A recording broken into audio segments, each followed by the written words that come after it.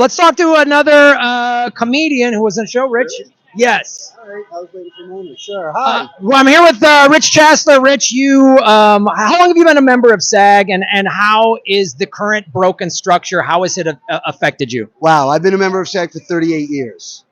And the current structure is really not what the union was when I joined in 1986. Totally different. Even with the raising of the health benefit line during COVID. Right. You know, it's like our unionists should be fighting for us, not against us, you know. Guarantee us some health insurance. Don't make us have to earn 25 or 30,000. Most actors in SAG don't earn that much. So most actors in SAG don't have a shot at health insurance.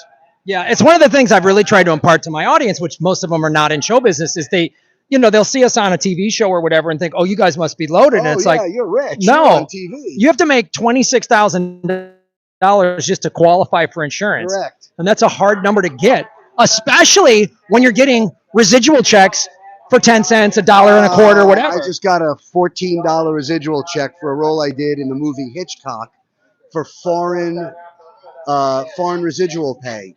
$14 for Hitchcock, for an Academy Award nominated movie. Yes, with Anthony Hopkins, Sir Anthony Hopkins, and Dame Helen Mirren. I was in a movie with a Sir and a Dame. Yes, and I got $14 last week. And I guarantee you, the studio made way more than that. Way more than that. Fox killed it on Hitchcock. And that's the thing. Like, I saw Bryan Cranston speaking yesterday on one of the picket lines, and he was talking about when he first got into the unions. He goes, used to be you would get residual checks instead of $14, they'd be $1,400. Right. And you'd stack up enough of those throughout the year. You'd qualify for insurance. Correct. And it would get you through the lean times. You could pay your bills. You'd have insurance. It would be going into your pension. Right. And now what the hell are we supposed to do? And not only is the $14 not enough, the cost of living now is way higher. Give us okay. So what you just said is really, really important. Relating to stand-up comedy, when I started doing stand-up comedy 38 years ago, if you sold a joke to somebody, the price for that joke, a setup and a punchline, was $50. You know what the price of that joke today is?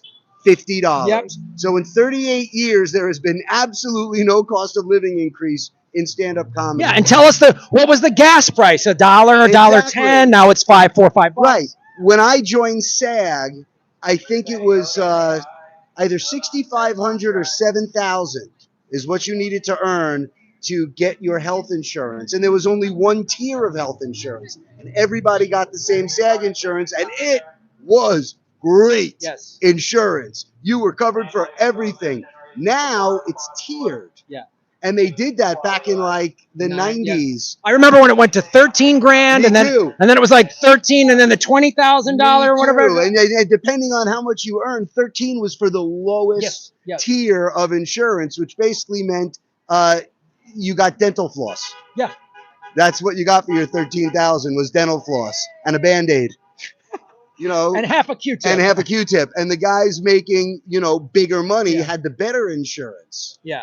And it's ridiculous. And, the streaming, we said, okay, 3 years ago, we'll catch up with it. And we front loaded it. Yeah. So some of the streaming money was better up front, but they still aren't monitoring the usage, and they're still not paying what networks should be paying. Yeah. And with the very slow, but certainly what looks like the very short dissolution of network television, the streamers are going to have to catch up. Yeah. And take care of the talent the way the networks took care of the talent.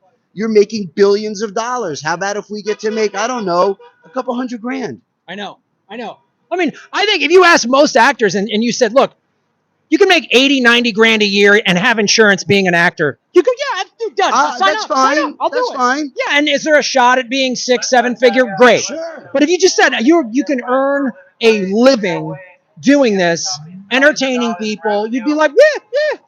We're artists. I know. This is our job.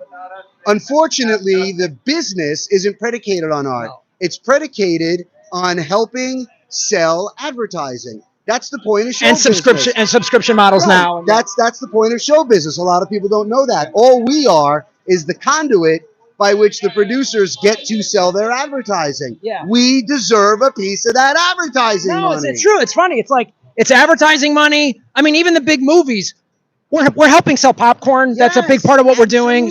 Now the subscription model, the pay-per-view model, whatever. That's all we're doing is helping sell that. And all we're asking for, when they get paid, when you get paid, we get paid. Right. That's all. Give us a piece of the pie. Yeah. Why should you get everything because you put the money up for it? You should get more. Sure. But not all. Yeah.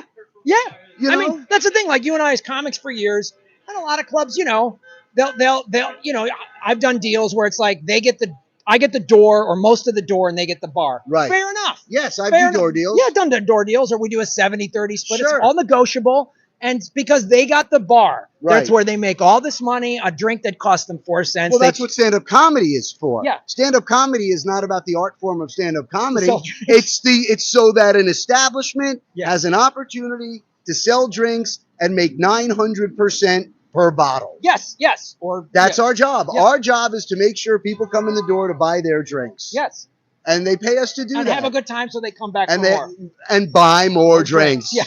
Yeah, and chicken strips. Seriously, that is exactly right. Stand-up comedy clubs don't really make money on their admission. Yeah. That's why they're papering rooms now, Yeah. more so than ever before. And that's why if you're a draw, they'll give you a healthy cut of the door because they know they're going to make it. A packed club sells the same amount of drinks, whether the tickets are free or not. Absolutely. Yeah.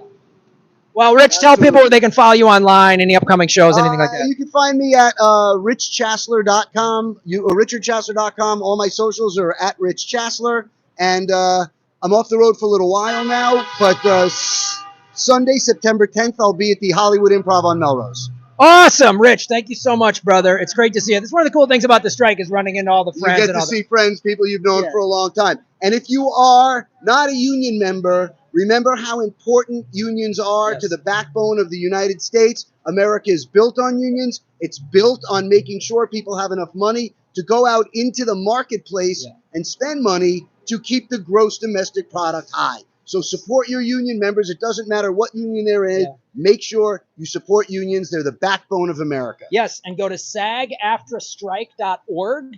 There are cities all across America. You don't need to be in SAG-AFTRA to join the picket line. Yes. We'd love to see you out here. Come out, walk the picket line a little bit, say hi to some people. And again, like Rich said, support whatever union you're in. Absolutely. If you don't have one, form one. I'm good, brother. How you doing? Good to see you, man. Right. Hey, that guy right there, he's in the homeless union. He doesn't have any dues. It's free membership. But he's walking in solidarity. He's got a fresh bag of potato chips. Somebody's taking care of him. Good. See, we're taking care. He's not in our union, but he's getting fed today. That's right. He's getting fed today. So support your unions. Support people that are in unions. Yeah. Right. Everybody deserves a living wage. Thank you, Rich. Thank you Graham, so much, thanks brother. a lot. I wasn't expecting Dude, that. it was awesome. We got to see everybody. There's the rest of the picket line.